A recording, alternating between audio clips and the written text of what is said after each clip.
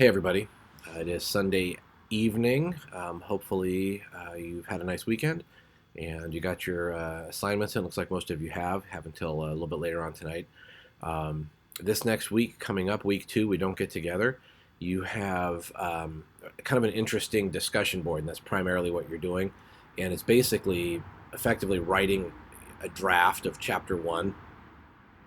You're having to kind of put a couple paragraphs together about kind of what is the problem, why have you chosen that, another couple paragraphs about what your passion is around that, and kind of a way that you're going to tackle the bias dynamic. So if you can put some thought into that, as you read people's and you provide some responses.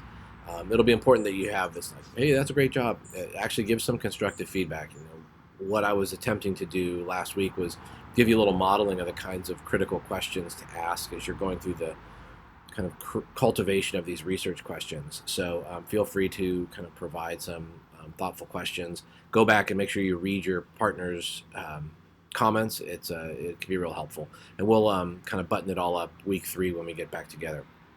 Also, chapters 6 and 7 in the reflection book are good. Chapter 6 deals with emotions, and chapter 7 kind of deals with those biases and assumptions. So they're pretty good chapters with what you're working on. So I do that reading early, and then in the lit review book, it talks a little bit more about like kind of figuring out what your topic is, and then more of the mechanics of locating services and sources and things like that. So you should definitely get those ones in as well. So do the reading early, then jump into the discussion board post, and there's nothing else due.